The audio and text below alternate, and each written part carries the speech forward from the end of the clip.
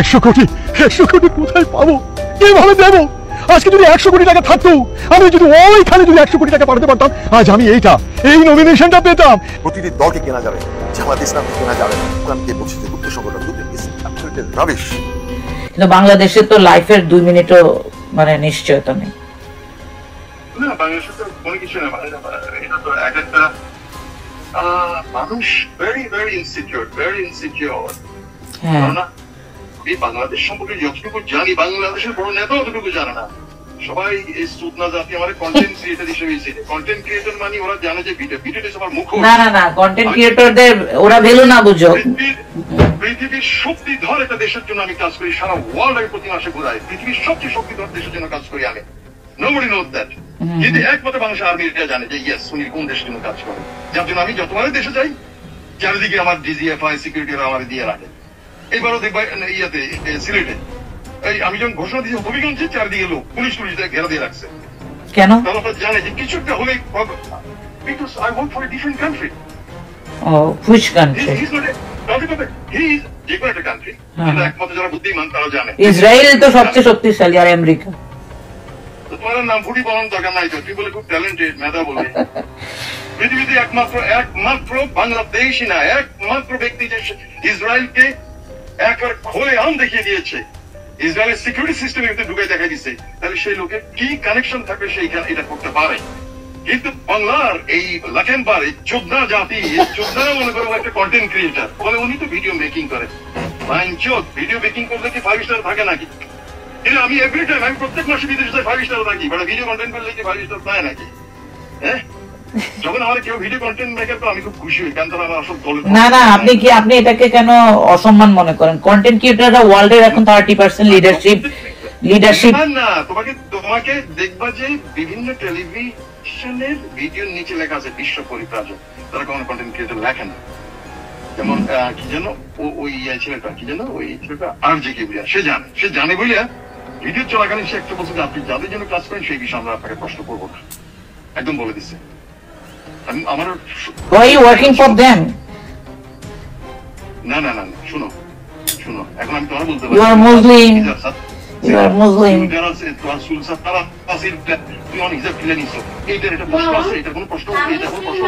না, তখন বয়স কম ছিল, বাপ মা বুঝাইতো, পাত্তা দিতাম না। কিন্তু যখন আমি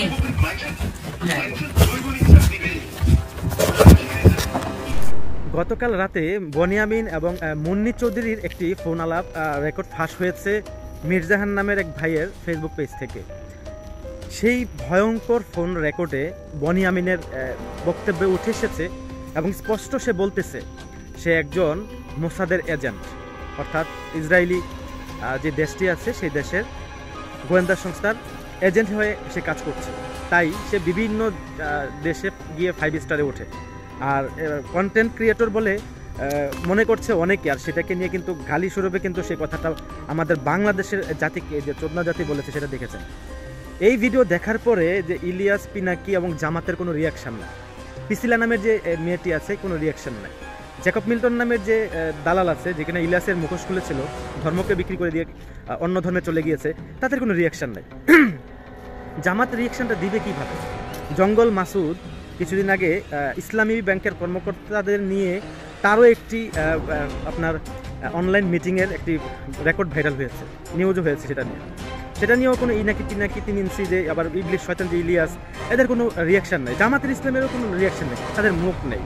ওই যে মাঝে মাঝে বলে না 3 ইঞ্চি, যে জামাত ইসলাম অনেক কষ্ট করে নির্যাতিত তৈলাক্ত বাসের মধ্যে উপরে উঠে হঠাৎ করে তাদের ভুলের জন্য নিচে পড়ে যায়, তো ঠিক এরকম একে 2টা আছাড় খেলো জামাত ইসলাম, তাই মুখ দিয়ে কথা বলতে পারছে না। আমার সোনার বাংলা, আমি আমার দেশকে খুব ভালোবাসি, এটা আমার দেশ, সেই আমার দেশের জন্য আমরা এই 71-এর যুদ্ধ করেছি। সেই 71-এর শত্রু হচ্ছে জামাত ইসলাম, এবং এখন ইসলাম এবং কি এই দেশের শত্রু জামাত ইসলাম একের পর এক প্রকাশ করছে। এই যে বনিয়ামিন নামের যে ছেলেটি, এবং স্পষ্ট বলতেছে সেই ভিডিও, সেই ফোন রেকর্ডের মধ্যে মুন্নি চৌধুরীর সাথে সে এই ব্যক্তিটি RJ কিবরিয়া নামের যে আপনারা জানেন জীবনের গল্প যে প্রোগ্রামটি করে, সে RJ কিবরিয়ার প্রোগ্রামে গিয়েও সেখানে RJ কিবরিয়া সেটা জানে যে সে যে মোসাদের এজেন্ট, তাকে একটা ইঙ্গিত দিয়ে বলেছে যে আপনি কোন সংস্থা বা কিসের জন্য কাজ করছেন সেটা আমরা বলবো না, সেটা কিন্তু এই ফোন রেকর্ডের মধ্যে চলে আসছে। তো স্পষ্ট এত ক্লিয়ার করে এবং কি প্রমাণস্বরূপে আরও কিছু বললো যে সিলেটে তিনি এসেছিল, তাকে নিরাপত্তা জোরদার দিয়ে করে ডিজিএফআই গোয়েন্দা সংস্থা লোকেরা তার পাশে ছিল। এটা একবার 100% যে প্রমাণ করে দিল এটা যে মোসাদের এজেন্ট এই বনিয়ামিন। এখন কথা হচ্ছে এই বনিয়ামিন মোসাদের এজেন্ট, তাকে আবার জামাতের এজেন্ট জামাতরা বানিয়েছে। ইতিমধ্যে দেখেছেন যে ধান খেতে বসে ধানের ছড়া হাতে নিয়ে বিএনপিকে নিয়ে নমিনেশন দেন না, ভিক্ষুকের মতো কান্না করে বিএনপিকে খোঁচা মেরেছিল। প্রায় সে বিএনপিকে খোঁচা মেরে সে কথা বলছে জামাত ইসলামের কাছে সুশ্রী লাগে, খুব ভালো লাগে সেটা দেখতে। আর করবে না কেন, জামাত তো বড় বড় কন্টেন্ট ক্রিয়েটর যারা আছে তাদেরকে মোটা অঙ্কের টাকা দিয়ে কিনে নিয়েছে, এটা সবাই বলতেছে, এরকম ধারণা করতেছে। এখন জামাত ইসলামের লোকেরা মোসাদ এদেরকেও হাতে রাখতে পারে, এদের কাছেও বিক্রি হতে পারে দেশে ক্ষমতা যাওয়ার জন্য, ইসলামকে 12টা বাজানোর জন্য। একটা জিনিস লক্ষ্য করে দেখেন যে মোসাদের এজেন্ট যে এই বনিয়ামিন বলল, বাংলাদেশের বড় বড় লিডাররাও জানে না দেশে কি হচ্ছে বা কি হবে। এটা স্বাভাবিক, যেহেতু সে মোসাদের এজেন্ট, এটা তার কাছে থাকা স্বাভাবিক। এখন কথা হচ্ছে এই জামাত ইসলাম আদৌ কি এই দেশের বন্ধু না দেশের আসলে শত্রু? আপনারা এটা ভালো করে জানেন। 71-এর সময় বাংলাদেশ নামক দেশটি স্বাধীন হোক, একটা দেশ তৈরি হোক, সেটা 71-এর সময় চাইনি। এখনও এই মোসাদ এবং কি রয়ের বিভিন্ন ধরনের প্রোপাগান্ডা তো আছেই, এবং কি সত্য মিথ্যা এটা আপনারাও জানেন যে চট্টগ্রামের যে শাহজাহান মিয়া আছে, সে ইসকনের নেতাদের সাথে বসে বৈঠক করতেছে, মিটিং করতেছে, ছবিও কিন্তু ভাইরাল হয়েছে। এতে এই ছবিগুলো যদি বিএনপির নেতাকর্মীদের সাথে থাকতো, ইসকনের নেতাদের, তাহলে ইলিয়াস পিনাকি এরা ফাটায় ফেলতো যে রয়ের এজেন্ট, আওয়ামী লীগের এজেন্ট বিএনপি। তো যখন কিনা জামাতের সাথে এই সমস্ত ব্যক্তিদের ছবি আসতেছে, তখন কিন্তু এরা কারো ট্যাগ দিচ্ছে না, কারণ তাদের জন্য এটা হালাল। জামাত ইসলামের জন্য যেই দলই মানে যেই হোক আর মোসাদ হোক আর যেটাই হোক, ওরা যদি কারো ধর্মের বাপ ডাকতে হয় জামাত, তারপরও তাদেরকে বাপ ডেকে কেউ যদি পিছন মারবে, সেটা মারতে দিলেও কিন্তু জামাতকে পিছন মারতে দিয়েও হলেও জামাত ইসলাম ক্ষমতায় আসতে চায়। আপনারা দেখেছেন না, কিছুদিন আগেও তো জামাতের একজন ঊর্ধ্বতন কর্মকর্তা বলেছে, নেতা বলেছে যে ইসলামী ব্যাংকের সাথে জামাতের কোনো সম্পৃক্ততা খুঁজে পাওয়া যায় না বা নাই, সরাসরি বলেছিল। তো তারা মুখ দিয়ে কথা বলে না পিছন দিয়ে কথা বলে? ওই যে বললাম না, পিছন যদি কাউকে দিয়ে মারতে দিতে, কেউ যদি বলে তোর পিছন মারবো, তোকে ক্ষমতা আনবো জামাত, তারপরে সেই জামাত সেটা চাইবে, এটা তো অস্বাভাবিক কিছু না। কিন্তু এই জামাতের এই জঙ্গল মাসুদ যে আপনারা দেখলেন একটা অনলাইন মিটিংয়ে কিভাবে ইসলামী ব্যাংকের লোকদেরকে ভোট চুরি করার জন্য সরাসরি কিভাবে প্ল্যানিং করতেছিল, সেটা কিন্তু স্পষ্ট, এটা কিন্তু নিউজও চলে আসে। এটা কিন্তু নিয়ে কিন্তু টেলিভিশনে নিউজ হলেও এখনও জামাতের আনুষ্ঠানিকভাবে কোনো বিবৃতি আসে না। হয়তো বা কোনো ফতোয়া তৈরি করবে, এআই বলে চালানোর ব্যবস্থা করবে, কিন্তু সেটাও কিন্তু পারছে না। ইলিয়াস পিনাকি এরাও কিন্তু এটার কিন্তু সাপোর্টে কিভাবে যাবে? যারা এতদিন পাশের দেশের বিরুদ্ধে কথা বলছে, যারা কিনা এতদিন আওয়ামী লীগের বিরুদ্ধে কথা বলছে, এরা দেখতেছে যে বিএনপির কিছু অংশ লোক থাকতে পারে, কিন্তু জামাতে সরাসরি ইনভলভ। দেখছেন না, ওই যে আপনার কালবেলার কোন শর্মা টার্মা তাদের নিয়ে কথা বলছিল, আবার তার সাথে কিন্তু ভেতরগতভাবে সম্পর্ক আছে জামাত ইসলামের। এরপরে দেখেন চট্টগ্রামে বিভিন্ন জায়গায় যে জামাতের লোকের সাথে যে আপনার রয়ের এজেন্ট যারা যারা আপনার এরাই বলতো, ইলিয়াস পিনাকি এরাই বলতো যে জামাতের, এরাই বলতো যে ইসকন একটা আপনার রয়ের এজেন্ট। তো এই সমস্ত ইসকনের লোকের সদস্যদের গুরুদের সাথে যখন জামাত ইসলাম বসে মিটিং করে, তারা কিন্তু সেই ছবি নিয়ে কিছু বলে না, কারণ মামু দিছে তো, মোটা অঙ্কে টাকা দিছে না ইলিয়াস পিনাকি এবং কি এই সমস্ত বদমাইশগুলোকে বিদেশে বসে বসে, হ্যাঁ, এই জন্য তারা একটা প্রোপাগান্ডা ছড়ায়। জামাত ইসলামের এই সমস্ত কর্মকাণ্ড দেখে দেশের মানুষ বিরক্ত হয়ে গেছে। 5ই আগস্টের পরপর জামাতকে আরো শক্তপোক্ত হওয়ার জন্য বিএনপির নামে প্রোপাগান্ডা ছড়াচ্ছিল, গুজব অপপ্রচার চালাচ্ছিল। এতে করে কিছুটা সফল হলেও জামাত ইসলাম তখন বলছে যে, এনসিপি বলছিল যে আমরা নির্বাচন চাই না এখন, বা নির্বাচন পরে, এই একটা বিষয় ধরে না হ্যাঁ বা না ভোট বের করছিল। এরপরে জুলাই সনদ বের করছিল, বিভিন্ন ধরনের অজুহাতে বিভিন্ন এক একটার পর এক একটা বের করেছিল। এখন কিন্তু জামাত ইসলাম চাচ্ছে যে দ্রুত নির্বাচন হয়ে যাক। কেন চাচ্ছে জানেন? ওই জামাত যখন বিএনপিকে পচানো শুরু করছিল, বিএনপি তো কিছুটা ক্ষতিগ্রস্ত তাদের মিথ্যা অপপ্রচারে হয়েছে, কিন্তু এখন দেখতেছে ভয়ঙ্করভাবে এই জামাত শিবিরের লোকেরা পচে যাচ্ছে এবং বাস খাচ্ছে। তাই তাদের এখন তাড়াহুড়া করে নির্বাচন চাই, নির্বাচন তাদেরকে দিতে হবে। কারণ আরও যদি এভাবে চলতে থাকে তাহলে জামাত শিবিরের এবং জামাত নামের যেই ভণ্ড প্রতারকদের এই সংগঠনটির আসল মুখোশ খুলে যাবে। এমনকি অলরেডি খুলে গেছে, জান্নাত জাহান্নাম তাদের হাতে।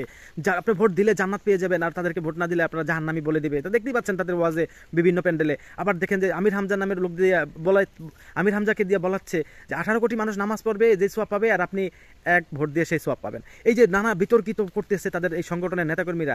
সামান্য কিছু সাপোর্ট পাওয়ার পরে জামাত ইসলাম মনে করছে, হাই রে আমি জানি কি হয়ে গেছি গা, হাই হাই রে কত বড় জনপ্রিয়তা হয়ে গেছি। ক্ষমতায় গিয়েও মানুষ এত ধরনের কর্মকাণ্ড করে না কোনো দল, জামাত ক্ষমতায় না গিয়েই যা শুরু করেছে। তো এখন জঙ্গল মাসুদ আর এই যে বনিয়ামিনের বিষয় নিয়ে কিন্তু জামাত কিন্তু চুপ। জামাতের লোকেরা কিন্তু কথা বলে না। জঙ্গল মাসুদের এটা কিন্তু ভয়ঙ্কর একটি আপনার যে মানে বক্তব্য যেটা আসছে ইসলামী ব্যাংকের বিষয়ে, তারা কিভাবে ভোট চুরি করবে, তাদের মুখ নেই তো কিভাবে তারা মুসলমানদের বুঝিয়েছে তারা ইসলামী দল, তারা জান্নাতের দল, এখন তাদের এক মুখে দুই কথা, মুখ দিয়ে কথা বলে না পাশা দিয়ে কথা বলে, এটা মানুষ কিন্তু বুঝে ফেলছে। তারা এখন এটা নিয়ে কি বলবে, তাদের বলার কোনো ভাষা নেই। তো আপনারা জানেন জামাতের মুখে বলে একটা, অন্তরে থাকে আরেকটা, তারা করে কিন্তু আরেকটা। কোন সময় কি বলে জাতীয় পার্টির মতো তারা এখন সার্কাস পার্টিতে পরিণত হয়েছে।